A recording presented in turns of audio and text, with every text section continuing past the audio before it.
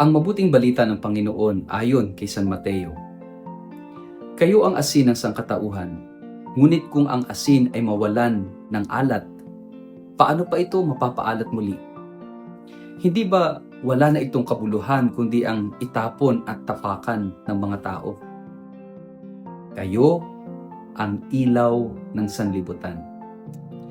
Ang isang lungsod na nakatayo sa ibabaw ng burol ay hindi maitatago. Walang taong nagsisindi ng ilaw at pagkatapos ay inilalagay iyon sa ilalim ng banga.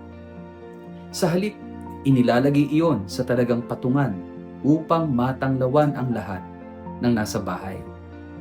Gayon din naman, dapat ninyong paliwanagin ang inyong ilaw sa harap ng mga tao upang makita nila ang inyong mabubuting gawa at papurihan ang inyong Ama na nasa langit.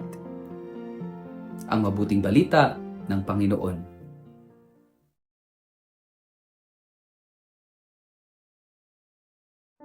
Kayo ang asin ng sanlibutan, kayo ang ilaw ng sanlibutan. Lumiwanag nawa ang inyong ilaw sa harap ng tao upang makita nila ang inyong mabubuting gawa at luwalhatiin ang inyong Ama na nasa langit. Mapagpalang araw sa inyong lahat. Welcome po sa ating Gospel in a Nutshell. Mga minamahal kong kapatid sa pananampalataya, sa Ebanghelyo ngayong araw, dalawang malinaw at makapangyarihang larawan ang ginagamit ni Jesus upang ilarawan ang sino tayo bilang mga tagasunod niya, asin at liwanag. Ang dalawang ito ay may ordinaryong bagay lagi nating ginagamit sa bahay. Pero sa mata ng Diyos, ang ordinaryong buhay ng isang Kristiyano ay dapat maging mapagpala at nagniningning. Ang asin ay may dalawang pangunahing gamit: pampalasa, pangpanatili ng pagkain mula sa pagkasira. Kapag sinasabi ni Jesus na tayo ang asin ng sanlibutan, ang sinasabi niya, ang buhay mo ay may layunin. Ikaw ay pampalasa at tagapangalaga ng kabutihan sa mundo. Hindi ka isinilang upang maging pasanin. Isinilang ka upang magbigay lasa sa mundo sa pamamagitan ng kabutihan, katapatan at pag-ibig. Isinilang ka upang pigilin ang pagkalat ng kasamaan sa pamamagitan ng iyong halimbawa at paninindigan. Ang tanong, tayo ba'y nagpapalasa sa mundong ito ng pag-asa, katotohanan at kabutihan? O baka tayo mismo ang dahilan kung bakit ang iba ay nawawalan na ng gana sa Diyos? Sabi ni Jesus, kapag ang asin ay nawalan ng lasa, iti wala ng silbi. Isang mabigat na paalala ito sa ating lahat. Pwede pala tayong mawala sa ating tunay na layunin. Pwede tayong maging abala sa buhay, ngunit walang saysay sa mata ng Diyos. Ang Kristiyano na hindi nagbibigay lasa ay Kristiyanong namumuhay ng walang misyon. Kristiyanong kontento na lang sa simbahan tuwing linggo, pero walang epekto sa mundo. Mula Lunes hanggang Sabado, ito ang hamon sa atin. Huwag sayangin ang grasya. Huwag pabayaan ng apoy. Huwag mawalan ng lasa. Ang liwanag ay hindi para sa sarili, ito ay para sa iba. Hindi kailangan ng ilaw kung maliwanag na. Ang ilaw ay kailangan sa dilim.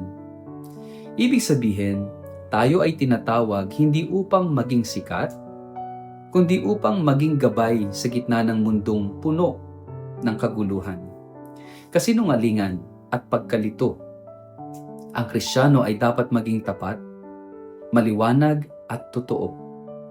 Hindi mo kailangang magtayo ng malaking pangalan.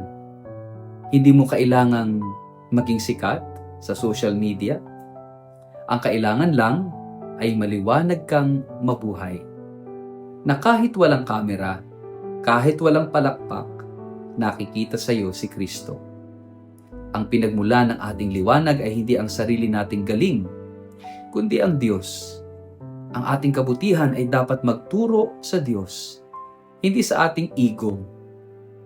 Kapag gumagawa tayo ng mabuti, hindi ito dapat upang purihin ng tao, kundi upang makita ng mundo ang kabutihan ng Diyos sa ating likod. Tayo ay tagapagdala ng liwanag, hindi pinagmumulan nito.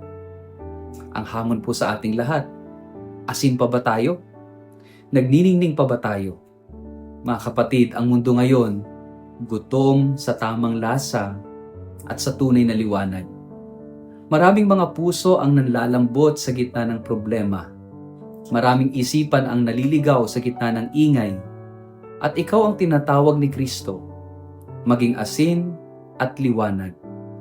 Kaya't kahit simpleng guro, janitor, estudyante, madre, tatay, nanay, pare, basta't ikaw ay tapat sa kabutihan at pagmamahal, ikaw ay asin. Basta't ikaw ay matatag sa pananampalataya at tumutulong sa kapwa, ikaw ay liwanag. Pagnilayan po natin, sa araw-araw nating pamumuhay, tayo ba ay asin na nagbibigay ng lasa sa mundo sa pamamagitan ng ating kabutihan? O unti-unti na tayong nawawalan ng lasa? Tayo ba ay liwanag na tumutulong sa iba na makita ang Diyos sa gitna ng dilim? Sa anong paraan tayo tinatawag ngayon ni Kristo upang maging asin at liwanag sa ating pamilya, trabaho o komunidad? Manalangin po tayo sa ngalan ng Ama at ng Anak at ng Espiritu Santo. Amen. Panginoong Jesus, Ikaw ang liwanag ng mundo at tinatawag mo kaming maging asin at ilaw para sa iba. Tulungan mo kaming hindi mawala ng lasa, na hindi matuyo ang init ng pananampalataya. Tulungan mo kaming magliwanag, hindi upang mapansin, kundi upang ikaw ay makita. Gamitin mo ang buhay namin bilang gabay sa iba, bilang pampalasa ng pag-asa, at bilang patotoo ng iyong pag-ibig. Amen. Pagpalain po kayo't ingatan ng makapangyarihang Diyos, Ama at Anak at Espiritu Santo. Amen.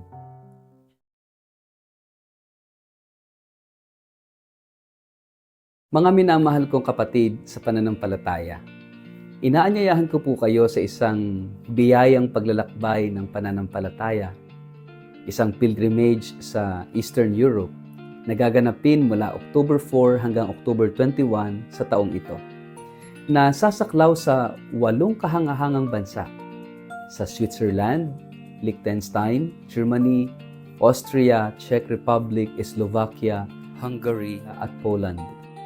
Ang tampok ng banal na paglalakbay na ito ay ang ating debosyon sa Divine Mercy o Banal na Awa, isang tema na napapanahon sa atin ngayon sa panahon ng pagsubok at pananabik sa pag-asa. Gaya ng sinabi ng ating yumaong Santo Papa Francisco, the mercy of God is the sure source of our hope. At sa ating paglalakbay, bibisitahin po natin ang mga sagradong lugar kung saan sumibol at lumaganap ang mensahe ng awa ng Diyos.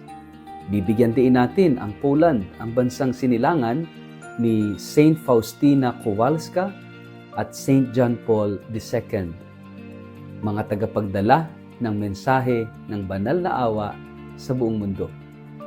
Ito hindi lamang isang biyaheng panlabas, kundi higit sa lahat, isang panloob na paglakbay ng puso. Isang pagkakataong mapalalim ang ating pananampalataya. Maranasan ang kagandahan ng simbahang Katolika sa Europa at muling pag-alabin ang ating pag-asa. Para po sa mga interesadong sumama sa akin, maaaring makipag-ugnayan kay Toby sa numerong 0917-317-4536 o magpadala ng email sa inquiry@tobiahe.com. Magsama-sama po tayo sa isang paglalakbay ng panalangin, kultura at biyaya. Huwag palampasin ang pagkakataong ito na muling matuklasan ang Diyos na buhay, maawain at laging nag-aanyaya.